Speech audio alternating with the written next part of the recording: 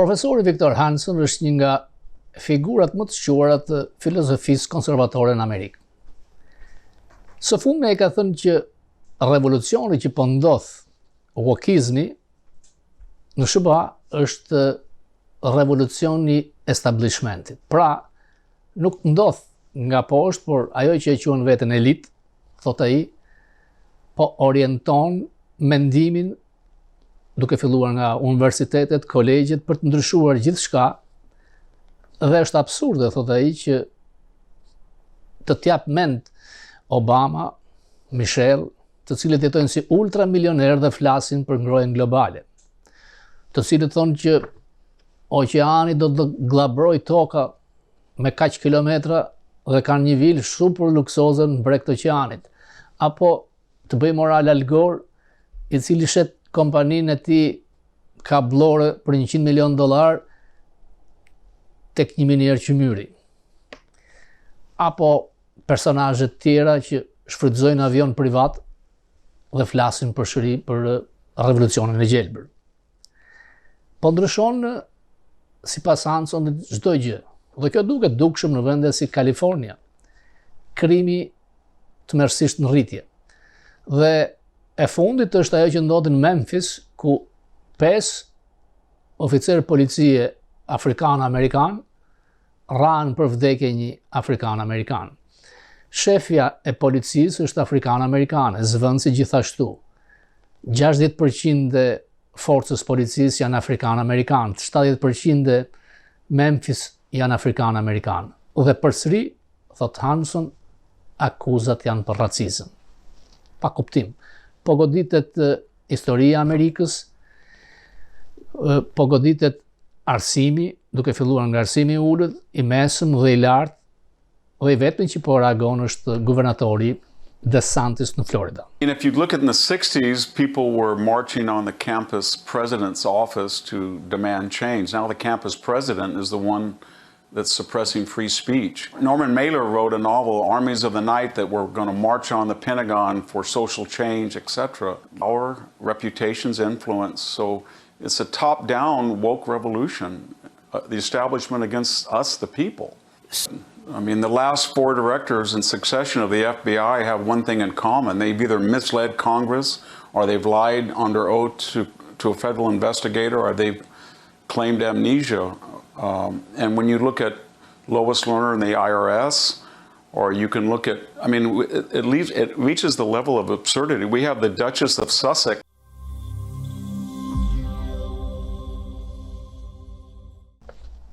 Java kaluar ishte 4 shkurtë dhe jo se na shpëtoi, por ideja që u ndrua emri i hoq rrugës emri Ibrahim Rugova për të thyer përsëri martirët dëshmorët e 4 shkurtit, na detyron të kthehemi arkivet dhe të kemi edhe një herë Tanush Mulletin për 4 shkurtin. Ka pasur një hetim, ka pasur prokuror, janë të gjitha në arkiv.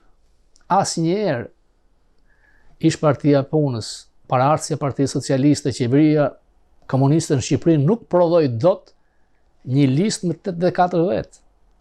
Janë 16-17 ka njerëz pafajshëm që s'kan lidhje fare, deri në 20 gjermanët nuk kanë përfshirë, sepse çdo gjë është hetuar. Dhe ti kthesh emrin, pra të kujtosh të kaluarën komuniste rreth 2 muaj, 3 muaj përpara zgjedhjeve, tregon qartë që PS-ja nuk është parti progresiste e rinovuar.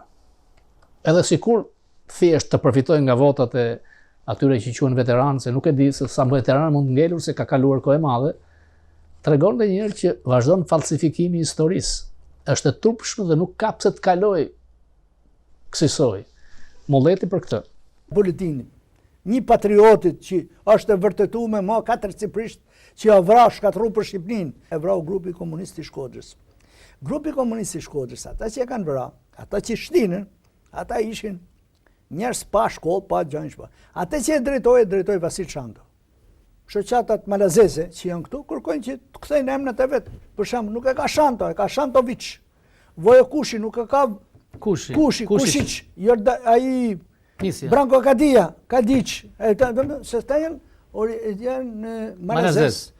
Slav, origjina slave, kuptohet e punë. Ato janë vrarë shumë. Por ata kryesorët vritet djali Isa Boletinit, ishte gjë.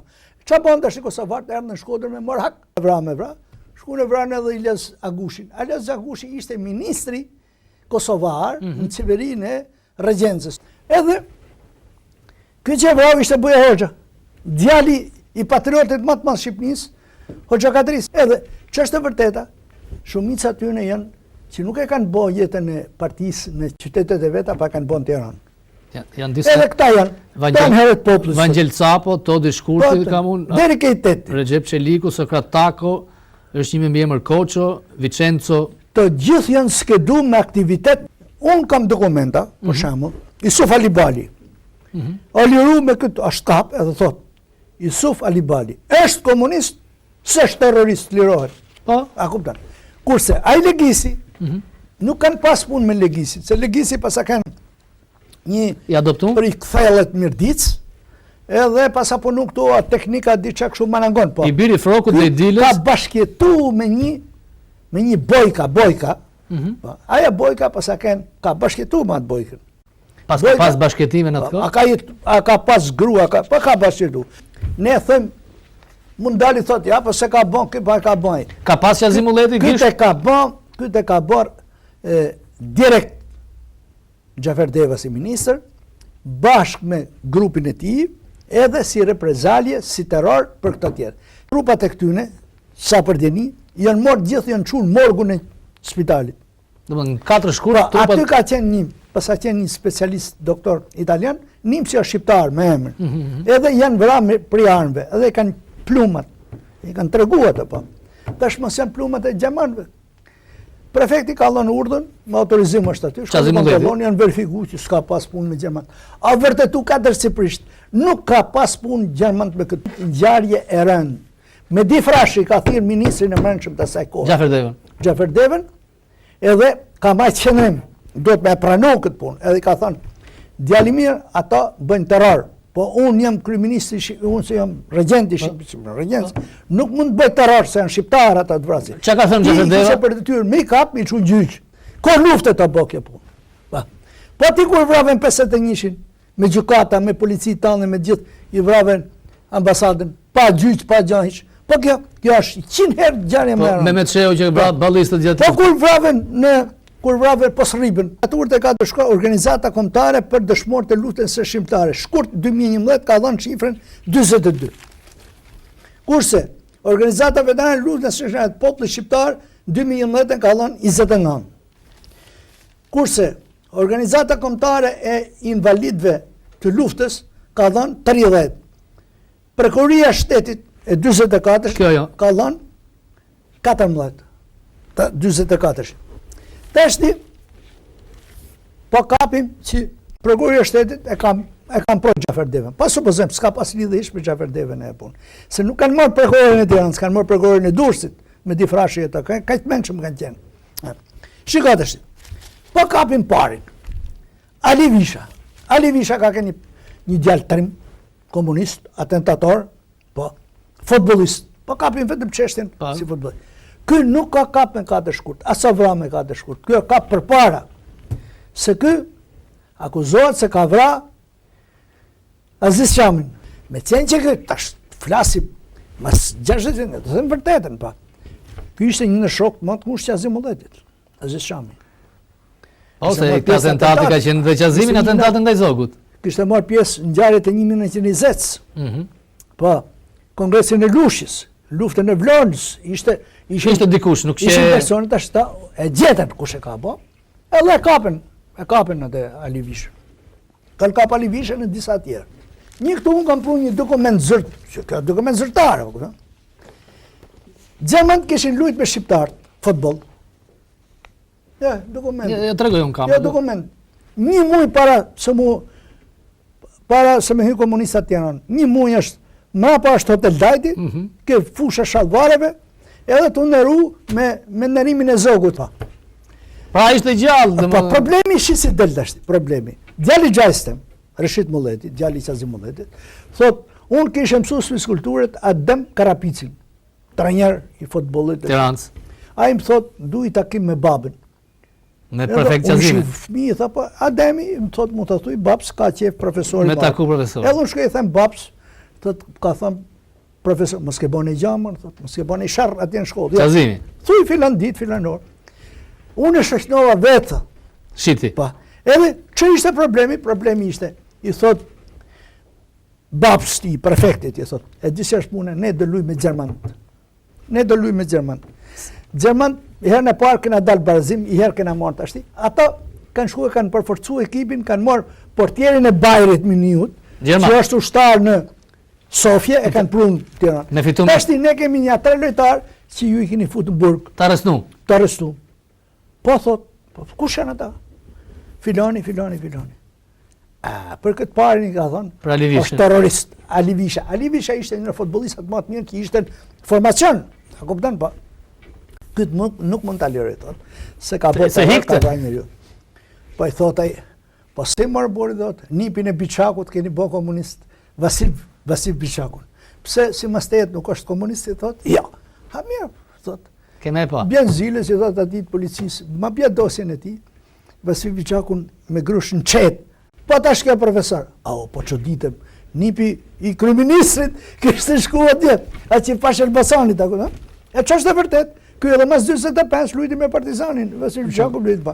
Po ky i treti, këtë po ta jap thot, edhe hynën formacion kanë luajtur. Dhe ta arrestuam Të komunistë. dy tjerë të liroj tha, edhe i tha. Marrë këta tha se.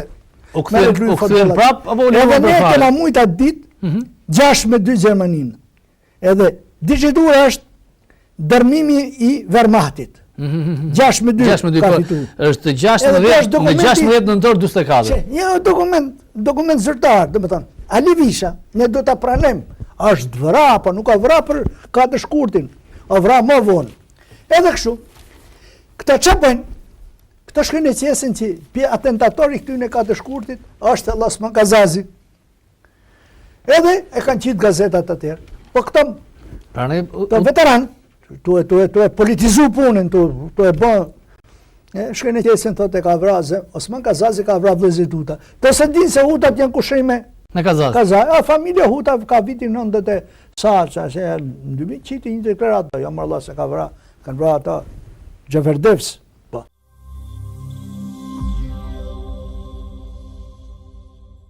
Vendi, pastaj liria, paqja që janë fundamentale dhe aty nuk guxojmë të prekim asnjëri, por ato duhet t'i përparojmë dhe t'i qojmë tutje.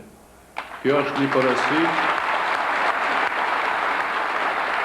personale dhe mendoj se është një kërkesë e kohës që duhet të mësohemi të jetojmë. E ju jeni shembull që e keni dëshmuar këtë edhe me këtë mbrëmje sante, edhe me gjitha aktet dhe ato që i keni bërë deri tash për Kosovën dhe për shqiptarët në përgjithësi. Ju falenderoj për të gjitha dhe miru pafshim.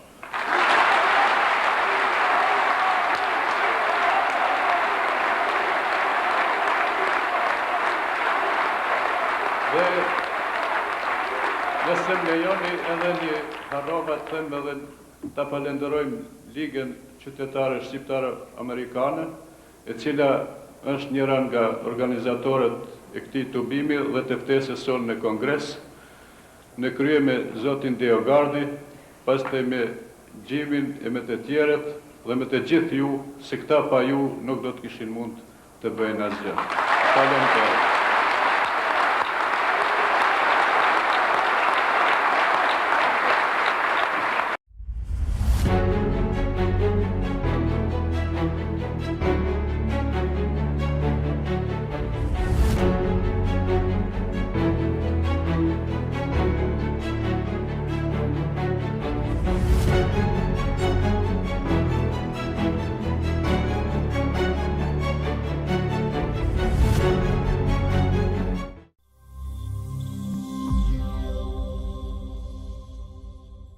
I talk about addressing a crowd in Tirana, Albania, the most closed society in the world, for 50 years.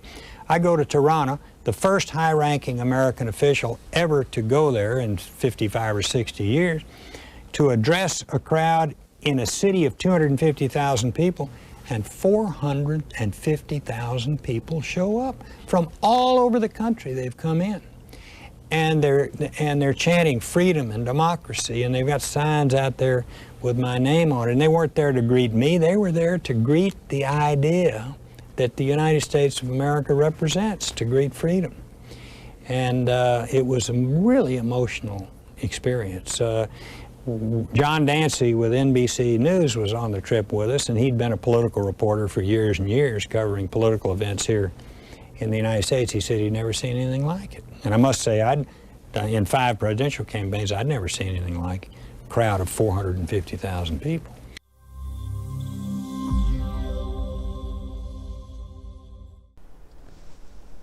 Mediat online në Amerikë, të cilët janë të shumta, por dhe sponsorizohen, e kemi thënë, janë me $100 milion të sponsorizuara nga Soros. Por kjo nuk ka bërë që edhe gazeta ultraliberale si New York Times apo CNN të fokusojnë sulmin ndaj kryeministrit shqiptar. Separate case out of Washington, can you open a criminal case as a favor for this Albanian intelligence officer? And then just from my own background, understanding the compartmentalization that had to go on to investigate the highest ranking counterintelligence official in the largest FBI field office in the nation. Yet that's why you're seeing cases out of Washington, cases out of New York, case being worked entirely out of Los Angeles because they were trying to find people who didn't know Charlie and wouldn't get it back to him that he's under suspicion. What a mess, what a blow to the FBI, and a punch in the gut for many of us who worked alongside Charlie. Crime in his career, I'm shocked. I'm surprised, and everyone I've talked to today in our group has absolutely expressed the same shock. What's got me really wondering here is after Bob Hansen and that horrible betrayal, the FBI instituted rigorous security measures to try and prevent this kind of thing from ever happening again. I mean, rigorous measures, financial analysis of everybody's finances, disclosures required, all kinds of things, monitoring the computer systems, who's looking where they shouldn't look.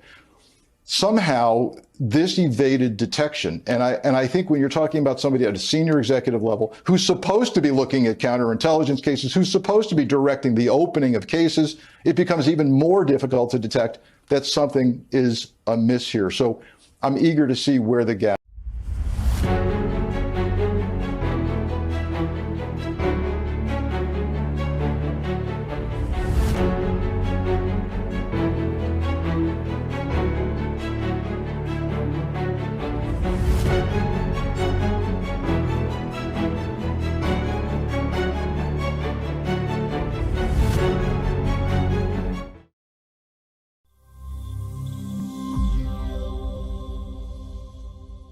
Number one, why? He's a billionaire. He's made his money in the capitalistic system. Why does he want to destroy the primary engine of capitalism in the world? Well, he started out collaborating with the Nazis, and then when but he was a kid. He's a kid. So let's get beyond that. Let's keep it here. Why does he want to destroy America? He hates America. I don't know why he hates America, but he does. And he's the one who's put all these prosecutors in place who are pro-criminal. That's right. There's no doubt about it. Because he thinks that the criminal justice system is racist. And that's why he's doing what he does. But you don't know why this man who could live anywhere in the world chooses to live in the suburbs of New York City. If he hates America so much, you'd think he'd get out and live in the Alps someplace, right? Well, but they all do. I remember when the Nicaraguan communist Marxists, the Sandinistas, took over power, the first thing they did was moved into the homes of the rich. All right. Finally, Joe Biden. So let's keep it on the border with Biden. The reason that Biden wants an open border, according to David Horowitz, is? Well, that's an interesting question. I consider myself a Marxist revolutionary in the 60s. I could never imagine doing or supporting what Biden has done to our borders. The amount of criminals There are millions of criminals coming into this country. And we know this because the Government Accounting Office did a report on the years 2011 to 2016. And they found that there were 750,000 illegal immigrants in American prisons. They had committed 4.9, they were arrested 4.9 million times, which means they were repeat offenders.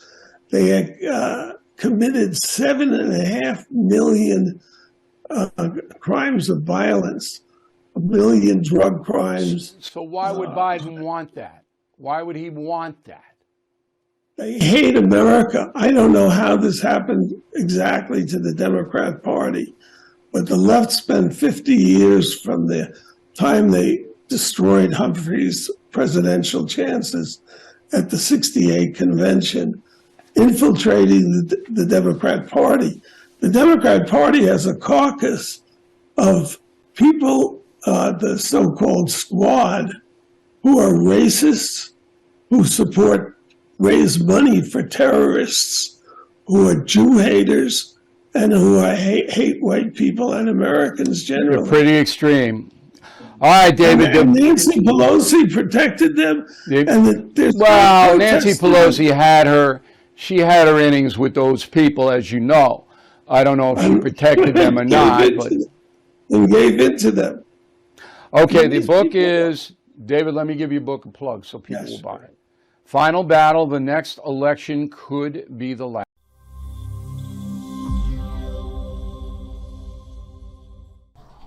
Shkurti,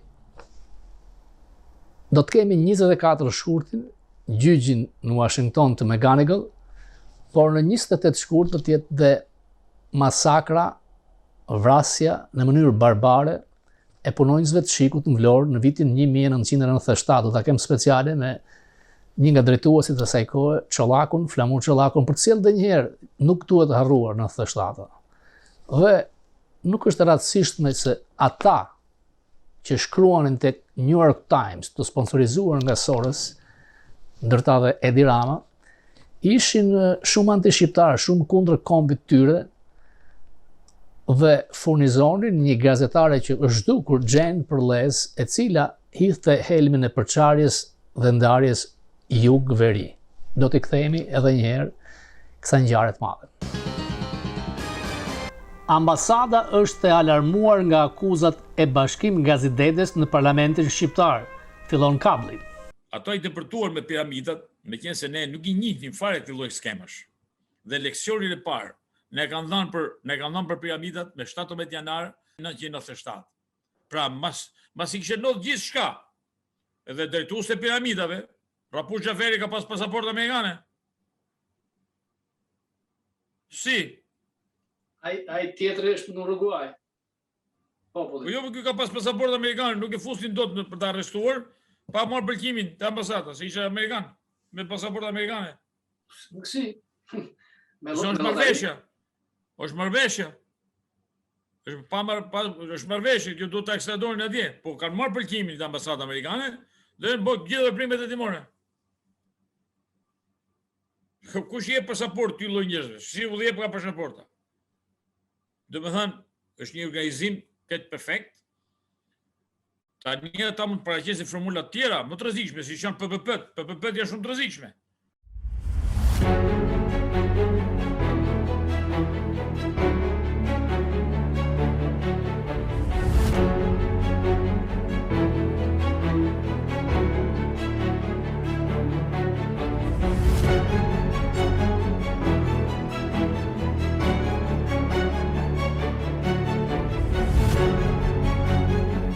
Nga unë Robert Papa, natë në mirë.